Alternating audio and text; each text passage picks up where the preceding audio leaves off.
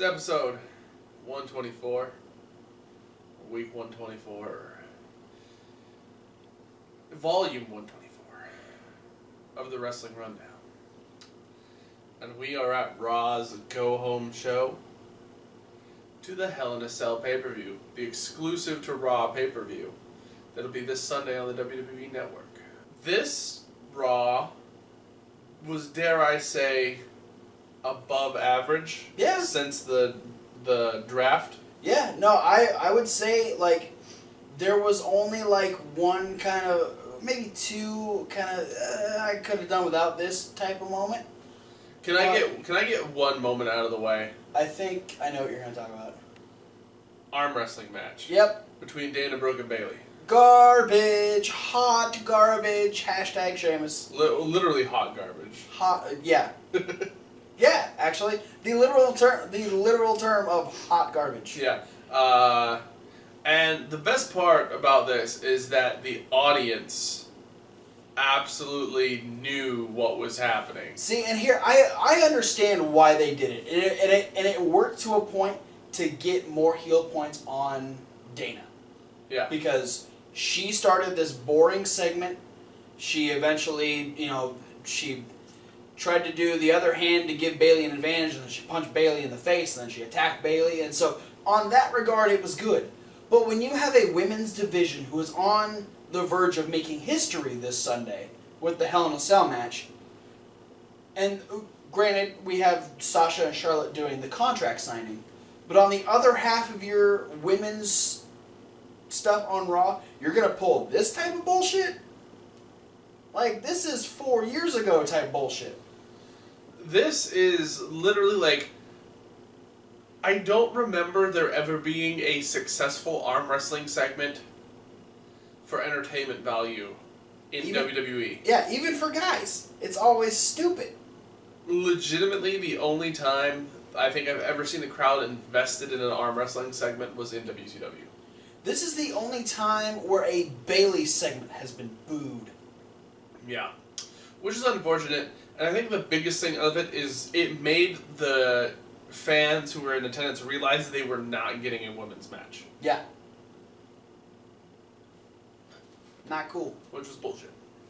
The other really unnecessary moment was, let's try and get Brock Lesnar to be heel in his home city. And let's paint Brock Lesnar like a bad guy, and go Goldberg. But you're in Minneapolis, Minnesota. The fuck are you thinking? You're the town that wants to rename itself Suplex City. Like, that was I didn't even feel like that. Like, Paul Heyman didn't even know what to do. He was stumbling around trying to find a way to make Brock Lesnar seem like the bad guy and try and hype up Goldberg, and it did nothing for either of them. It just, now I feel like I need to be cheering for Brock Lesnar in this match, because the entire crowd was, except for one guy who was trying to start a Goldberg chant. Yeah, I feel like a lot of this was WWE pushing really hard to make Goldberg the babyface in this thing. Which, naturally, Goldberg is the babyface of this feud. He's nice. He's the returning legend. Yeah, he's returning. He's nice. He's doing it for his wife and kid. He spent 90% of his career as a face. Yeah.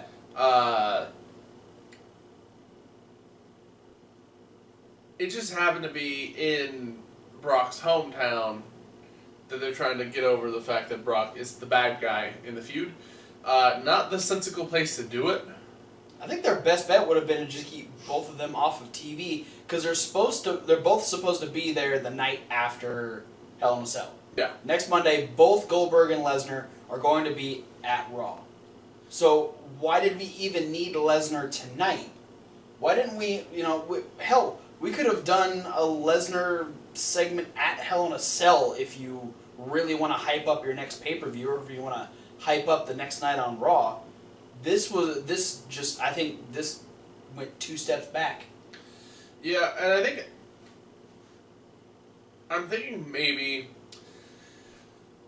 decisions were made because I feel like it would have been really natural for Heyman and Lesnar to go out there and do the exact same thing they've done with every other single feud they've done, which is Lesnar getting hyped by Paul Heyman. Yeah. Paul Heyman coming out and giving Lesnar as much fanfare as possible, touting his achievements, touting the NCAA championships, the UFC championships, the WWE championships, this, that, and the other thing that he does every single time. And I feel like maybe, like, right before they went out there, somebody on the staff was just like, this time, go out there and not do that. Yeah, and it put them in a really awkward place, and the promo even ended just, like, awkwardly. Yeah, Paul Heyman just kind of got fed up with it, and he was like pseudo trying to act nervous through a lot, like he didn't know what... Paul Heyman isn't a guy who doesn't know what to say. Paul Heyman isn't going to go out there and stumble over his words. Paul Heyman knows exactly what he's going to say every single time he steps into that ring. Yeah, I mean, again, I think it could have worked just about anywhere else but Minneapolis, or, you know, outside of Minnesota in general. Don't try and bring Brock hate to Minnesota. He's already over too much everywhere else. You could have done it like Atlanta, Oklahoma. Atlanta would have been like top notch. Those are the 2 places where Goldberg has called his home. Yeah, he is an Oklahoma native and lives and played in Atlanta. Yeah, and it's big time WCW territory over absolutely. there. It was just, it was weird. It was. I mean, it would have even been more sensical and better if Paul Heyman and Lesnar were just to come out and say, okay, we're glad Goldberg accepted our invitation, now we're going to beat up Goldberg and we're going to suplex Goldberg 100 times. And Brock Lesnar's going to make Goldberg tap out, or Brock Lesnar's going to beat Goldberg at Survivor Series. You know, because that's like the second place of what they do, is threatening with Brock Lesnar. But Brock Lesnar coming out and screaming like a goddamn pterodactyl would have been more effective than what they did. Yeah. Let's talk about one thing that the Minnesota crowd did help, though. Curtis Axel? Curtis motherfucking Axel.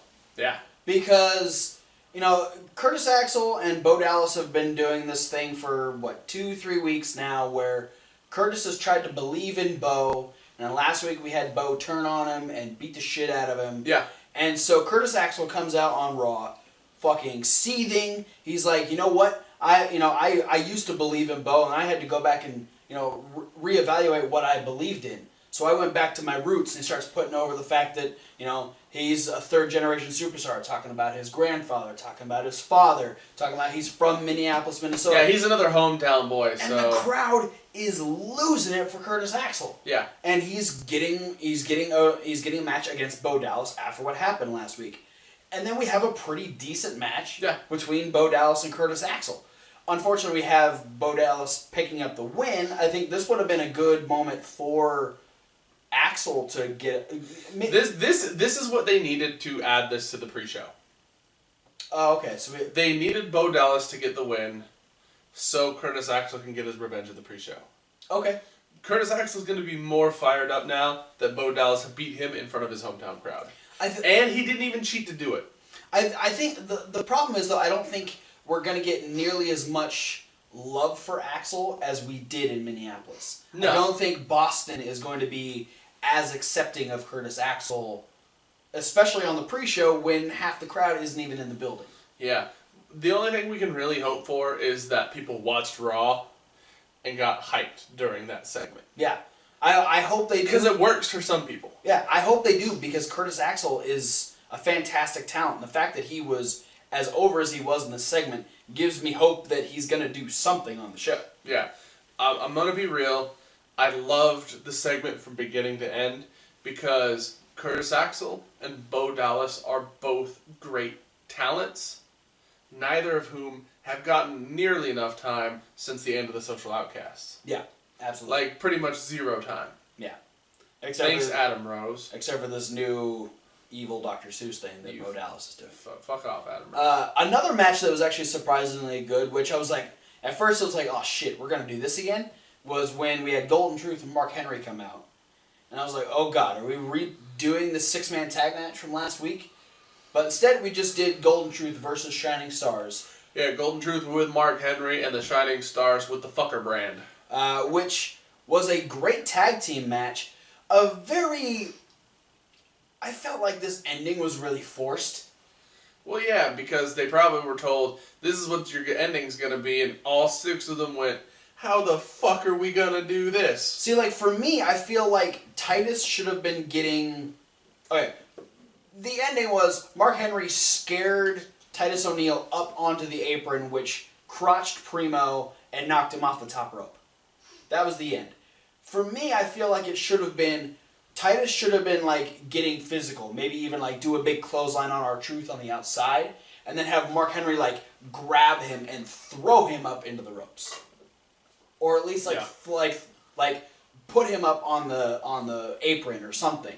But it looked really stupid, granted it's Titus O'Neil, with him jumping up into the ropes where his little ally buddy is climbing up to the top is just really stupid. So for me, it would have made way more sense if Mark Henry had actually like thrown Titus O'Neil, because I could believe that Mark Henry could do that. Yeah. So, but yeah, R-Truth and Goldust picking up the win with a flapjack lie detector combo. That was pretty cool. Still feel it's really weird that the Shining Stars got 2 wins. Called it the GT. The GT? Yeah. Instead of the 3D. Okay, I got it. They're very similar, is what I'm saying. Gotcha. I feel it's really strange that we got 2 wins from Enzo and Cass, or over Enzo and Cass for the Shining Stars, and now that feud is done. Like, there's no repercussions for that, nothing. It just kind of went by the wayside. Well, it's because WWE was like, oh shit, we need to stop burying the club. Let's put them against Enzo and Cass. Yeah. Well, let's talk about that segment, because that was actually a really segue. That was a really good segment too. We had Enzo and Cass coming out, doing their regular shtick. They have their cool little new microphones, their custom microphones, and they're doing their stuff. And then before Enzo... They're Mr. Kennedy's old microphones. Yeah, the repurposed Kennedy microphones. But before Enzo can get to this right here is Big Cass, there's like a cut audio sound, and then... It was legitimately Carl Anderson rubbing the microphone on the inside of his jacket. Probably. And then their microphones went out. And then we had the club come out and say that they had someone in the back cut their microphones because Sing Along with Enzo and Cass is over. All the club is about is ruining things that people enjoy. They're the fun police. Yeah, and then we had the really great moment that they didn't even need microphones. Enzo and they had Cass, the pretend microphone resurrected last time seen in like 2004 with CM Punk. Yeah, where. Without even needing to be, signaled for it, the crowd just does the entire Enzo and Cass intro the whole way through. You didn't even, Enzo and Cass just yelled in the ring and the crowd just filled in the audio. So it was like a big old fuck you to the club, and it was really good. Yeah, like I said, it was the whole idea of WWE going, we need to stop burying the club.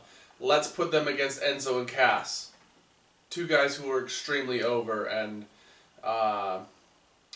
this will probably end up seeming like another time that the club is just flailing. Yeah.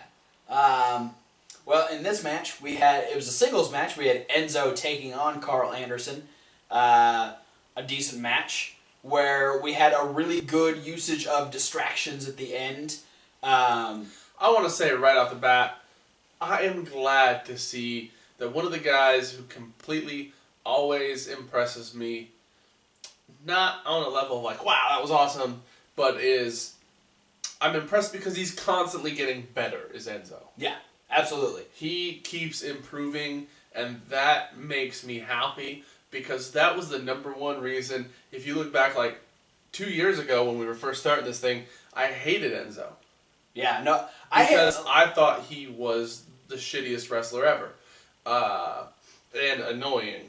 Right. Now that he's got his rhythm on the mic, and it's like his in-ring game is like really stepping up, I'm joining the Enzo bandwagon. Yeah. No, his mic work has always been an A+, and now his in-ring work is starting to catch up. But yeah, we had a great usage of distractions in this as Carl Anderson went for an O'Connor roll on Enzo, and as he did, Cass jumped up on the apron, and so the referee's like yelling at Cass while Carl is pinning Enzo. And so then Carl gets off and like yells at the ref. The ref turns around, realizes Gallows is up on the other side, and goes over to get Gallows off the apron. At the same time, Carl goes out to take a swipe at Big Cass, and instead gets booted in the face. And then Enzo ends up using that as a way to roll up Carl Anderson and pick up the win. And then Enzo just gets dragged right out of the ring. So it was a good. Because we've had Gallows and Anderson use the distraction for to benefit themselves, so they got a little bit more of a taste of their own medicine, and now we do have this tag team match that is going to be probably one of the first matches this Sunday at Hell in a Cell. Yeah, and we could be potentially looking at new #1 contenders for the tag team titles on either side. Not sure who it's going to be, but we'll find out. We'll also find out who the tag team champions are going to be, because we actually had a preview of the championship match as we had the New Day take on Cesaro and Sheamus in non-title action. This is starting to scare me, because this is what I thought was going to happen as soon as they became a tag team, and we actually had Cesaro and Sheamus actually kind of work together. Despite the fact that it was more of them trying to one-up each other, at the end of the match, they actually worked together to win this match. Yeah. And that scares me, because you could have had the Club take the tag team title. You could have had the Vaudevillains take the tag team titles. You could have had the Ascension take the tag team titles off of the New Day. But instead, there's a very good chance that we're going to see the throw-together team of Cesaro and Sheamus do it, because they had a little backstage segment which kind of led up to this match, and Sheamus wants someone who matches his physicality and is wanting to be a champion, and Cesaro's like, well, I want someone to add to my European nature, my aggressiveness, and who's ready to be a champion. And so they're kind of on the same page, but still arguing with each other. And the end of this match, we had Big E ducks a bro kick, comes back, and clotheslines Sheamus over the top rope, then launches Kofi for a dive, who then ends up getting hit with a European uppercut by Cesaro. And as he's watching Kofi go down, I think Cesaro jumps up on the apron to go for Big E, and Big E takes a step towards him, and then turns around into a bro kick, and then Sheamus and Cesaro pick up the win. So maybe it was unintentional. It was just good timing on either of their parts, but it just seemed like they were working together way too well, and I'm gonna be really upset if they're the ones that win the tag team titles. Because at this point, I want the New Day to break Demolition's record. Yeah, they're already so close. At this point, what had happened to me is this gave me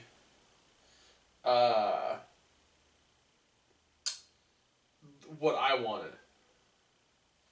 Oh.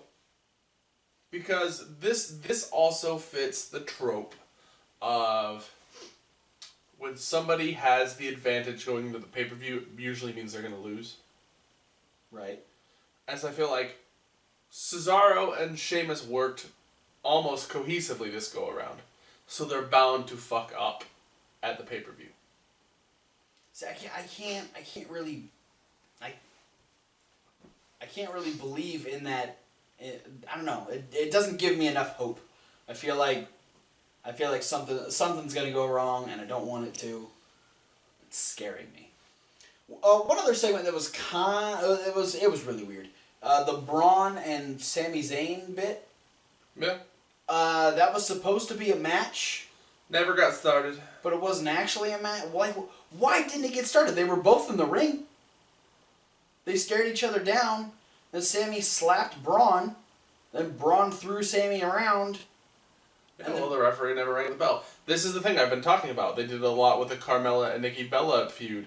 Is that now matches aren't starting when there's physicality happening in the ring. There actually has to be that moment of he's ready, ring the bell. I don't like it. I don't like this feud already because I feel like Sami should be doing a lot more important shit. Yeah. Braun ended up walking away. That was it. Don't know why. Then we had one other quick match before we get to our big overarching storyline. I'm looking this up right now, real quick, to check out Demolition's record. I believe it's 478. 478 days, which puts the New Day at almost exactly 50 days short of the Demolition's reign right now. Yeah, absolutely. Yeah, they need to keep it to like the second to last week of December, and they will keep the titles, or they'll break the record. They'll keep the titles. That as well. They have to do that to break the record. Yeah. So we had one other match, which I think they'll be beaten by Demolition. I'm okay with that. If they are not able to beat the record because they lose to Demolition, I'm okay with it. Yeah, Demolition's going to come out with Jon Stewart. That would make sense. Because he's the whole don't break people's records guy, apparently. Yeah. We had Cruiserweight action as Rich Swann took on the number one contender for the Cruiserweight Championship. This was a good Brian match. Kendrick. We had the champion, TJ Perkins, at commentary. Talking a lot about the history between him and Brian Kendrick. A fan-fucking-tastic match between Kendrick and Swann. Yeah, the match itself was good enough to where I really zoned out a lot of the commentary. Yeah. The commentary wasn't really necessary because we've gotten the story since the CWC was going on. Yeah, they talked about it in the CWC. They talked about it at the last pay-per-view. Yeah. The whole time. Yeah. During the match. And they've talked about it, and they've done multiple backstage segments together, TJ and Brian. So it seems sort of unnecessary. Yeah. We have a great match between the two of them.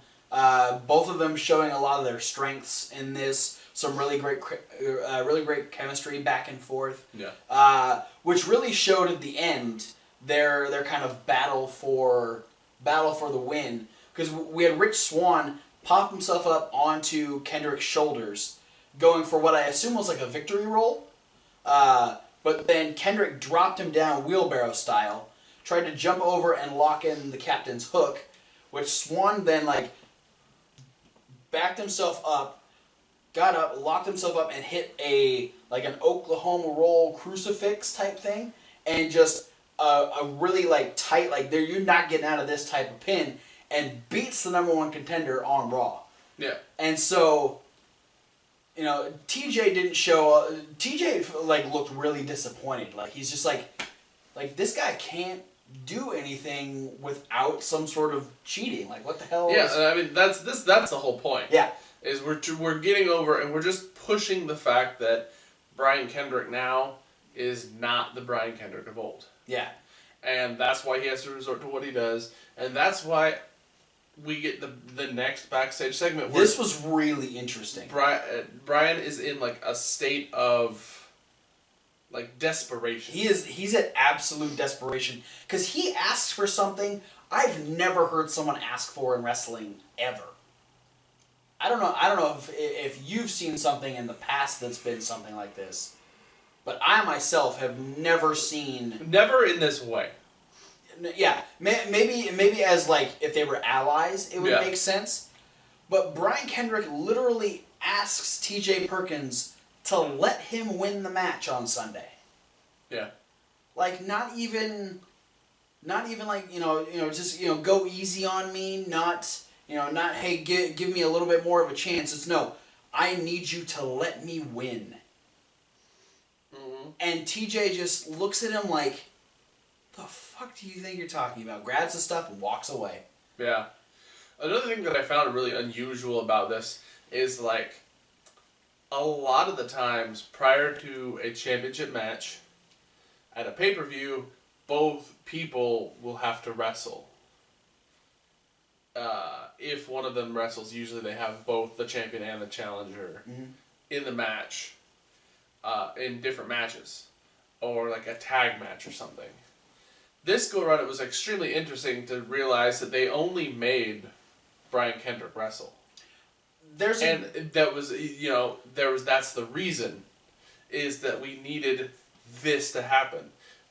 They're not trying to put over the fact that TJ Perkins is a winner. They're trying to put over the fact that Brian Kendrick can't get it done without cheating. Yeah. So it makes me wonder, like, are they going to go with this? Are they going to have TJ Perkins let him win? Is he going to... Absolutely not. Is it, like... I'm wondering where this is going. It's a very intriguing storyline. This fits my story to a bill. Like, to a T. Yeah. Brian Kendrick is going to lose on Sunday and silently disappear. And then show up on SmackDown. And then he's going to run it on SmackDown. The very first time, we're going to get The Miz and Daniel Bryan in the ring, where Miz is, like, holding Daniel Bryan by, like, the shirt collar, getting ready to punch him. Kendrick will, like, jump the barricade and attack The Miz. All right. I'm just saying, Royal Rumble, Miz versus Kendrick, leading to Miz versus Bryan at Mania. It's coming up. It's coming up close. And then just before we get into our big storyline, we did have the women's contract signing, which was extremely intense. It was. I felt it was unnecessarily intense. I don't think so, because this is something that happens every time there's like a really sought after Hell in a Cell match. Like there's like the match is something that people are so excited for. We need it's become tradition that Mick Foley needs to remind these people what they're getting into. Yeah. And I appreciate the fact that Mick Foley can still make a match that we've seen 30-some times still feel special and intense. Yeah. Just based on the experience he's had. Yeah. A lot of it for me is there's already enough hype going into this one specifically that you didn't need a huge promo. I think maybe the thing that ruined it for me is that it went on for so long. Yeah. And it was very tempered. Like the temperateness of it like jumped up and down really frequently. It was strangely paced. The I'll say that. Promo didn't like arc. It was like the beginning of it, and then like it shot up, and then Foley got really intense, and then they started talking about other things, and then because that was the other thing is like, and I don't know if this was what they were trying to get across, is it just seemed like everything Foley was saying was just kind of like, okay, yeah, Mick, we get it. We're doing this because we hate each other. I think that's what they were. They were trying to make Mick Foley make them second guess the fact that they asked for this match because of what it will cost. Yeah. And they are at a point where they have fought each other so many times that this is the only way to finish the current storyline. There is no other option. It has to end in something big and monumental. Yeah, I just think this sort of a promo doesn't hit maximum effectiveness unless you have a hesitation. If you have like one of them think, oh, maybe I'm in a bad spot. Like they should have had Charlotte or Sasha, one of them go, maybe he's right. I think this could have been capped off also if they would have put like a montage of like some of the most violent Hell in a Cell spots. Mm. If you would have shown Foley getting thrown off the cell, all the people crashing into the walls, all the people flying out of the ring, all the people, Foley being backdropped through the top by Triple H. Yeah.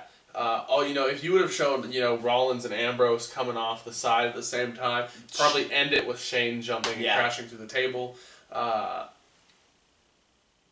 I think if that would have been the case, and then you had that moment like, either Sasha goes to like the whole like, okay, maybe I'm going to back out of this because it's a good career decision for somebody who's been on the shelf like 3 times this year. Mm-hmm. Or Charlotte start to do the chicken out of it.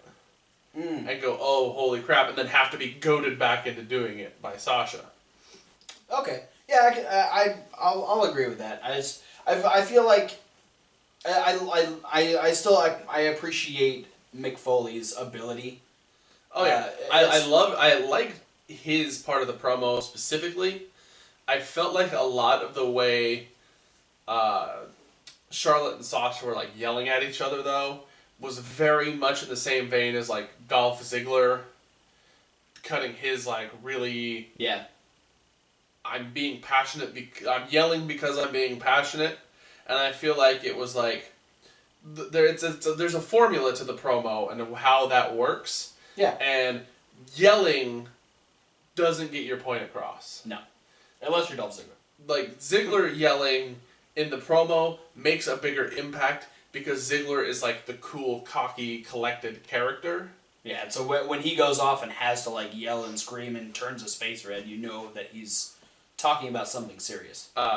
Whereas like 90% of the rest of the time when people are yelling in promos, you either sound nonsensical, like an Ultimate Warrior promo, or you just sound like an awkward, choppy version of yourself. Yeah. Think of what I have become. Charlotte's gotten better. But yeah. So now we'll talk about our overarching storyline, which was going to culminate in the triple threat match. Owens, Rollins, and JeriKO, where initially it wasn't going to happen because a travesty had struck Monday Night Raw. It had struck JeriKO to his core. Yeah. Someone had stolen the list of JeriKO. Yeah, because we were supposed to open with that match between Enzo and Carl Anderson. Yeah, but JeriKO forced his way out. He needed to talk about it. Yeah, he needed to let everyone know that the match would not happen unless he found the list. And then we had both Owens and Stephanie come out and say that hey, we're gonna find the list, but you don't have to worry about that. We need to do this match. Yeah. Stephanie obviously because it was her main event, and Owens because he realized this will be a handicap match against Seth Rollins.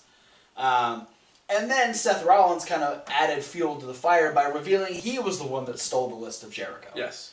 And what a jerk. And doing his usual run through of all 3 of them, real heel move. Blaming Stephanie for the things that have happened, telling Owens he's going to win this Sunday at Hell in a Cell, and then telling JeriKO that if he wanted the list, he could come get it. Yeah, he also tried to throw a monkey wrench into everything that was happening in the ring by telling Stephanie and Kevin Owens that they were both on the list. Yep. JeriKO assured both of them multiple times throughout the night that they're not on the list, though. Owens was pretty sure he wasn't on the list, though. Yeah. So then we had 2 different... And I'm pretty sure he's already said that he's put Stephanie on the list. He said he thought about it, and then he took her off. So then we had, I think, 2 different moments where we had JeriKO looking for the list. He first went into the dumbest locker room ever, where he asked the Shining Stars, Titus O'Neil, and Jinder Mahal if they had seen the list. All of them were morons. And the best part of this was him calling Jinder Mahal a stupid idiot. I think the best part was him calling Titus O'Neil the dummy brand. Is that what he calls him? Yeah. Oh. Dummy brand. Because Titus calling himself Titus Brand. Yeah. He commented on his scarf. He said, "That's a nice scarf." He goes, "Yeah, it's Titus Brand." Oh, dummy brand. Then moved on to Jinder Mahal. For me, the highlight of that segment was Jinder Mahal was trying to teach JeriKO a breathing exercise to calm him down, and JeriKO's quote was, "I don't need breathing, I need the list." Where's the list? Going to show that this is an unhealthy obsession for Chris Jericho. Well, I mean, it would get even worse because before he ends up finding it, he does meet Stephanie going, "I can't do this match unless I find the list," and she gives him the ultimatum: you either do the match or you get suspended. So then the next time we see JeriKO... And I know JeriKO's got to be thinking, I don't need the wrestling, I need the list. Yeah. And so then the next time we see JeriKO, he's got his bag. He's walking out of the arena, and a little like stagehand comes over and goes, "Hey, I think I saw the list. I think I saw it. Someone's got it." Stokely Hathaway. It was a little lighter than Stokely, and no sweet facial hair. Yeah.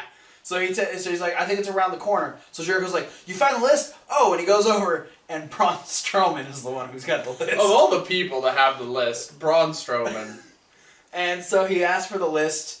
The list should have been, like, nailed to Brock Lesnar's locker room door. Oh, God.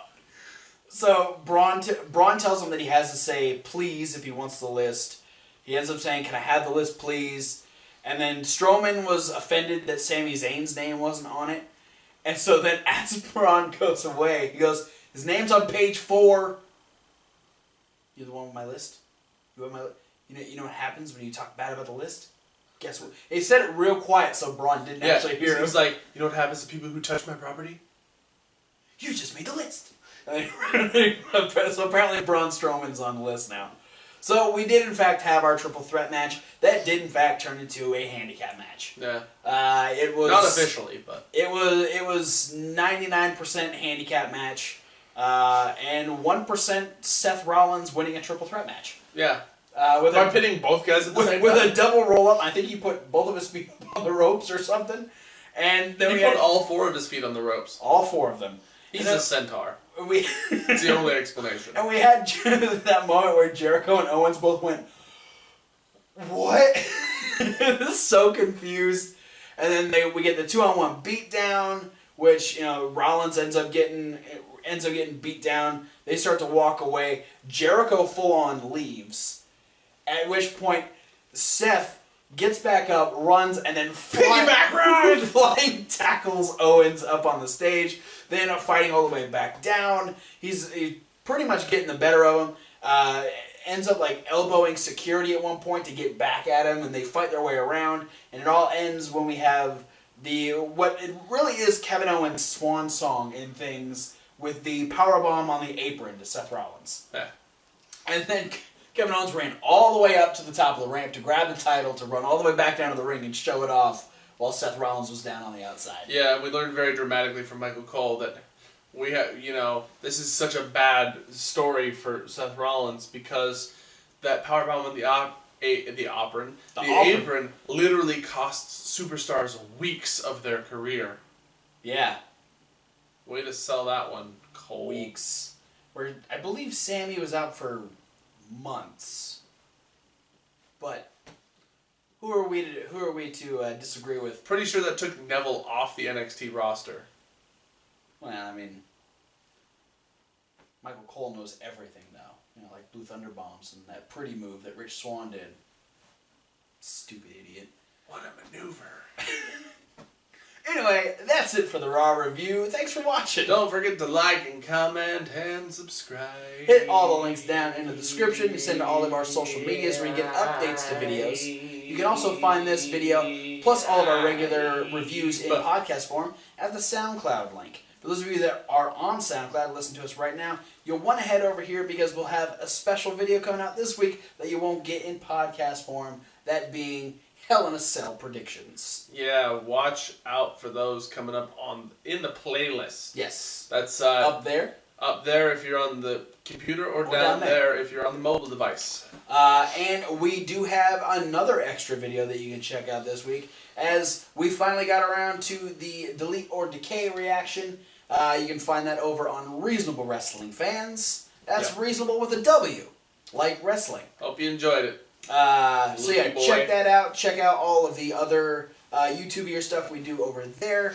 We'll be having an unboxing video in the next week or so on there as well, since we're getting ready to start in November. And yeah, so look out for all of our other regular reviews this week. Look out for the Hell in a Cell predictions. Thanks for watching, and we'll see you at whatever video you decide to watch next. Fuck the Titus brand. Fuck arm wrestling.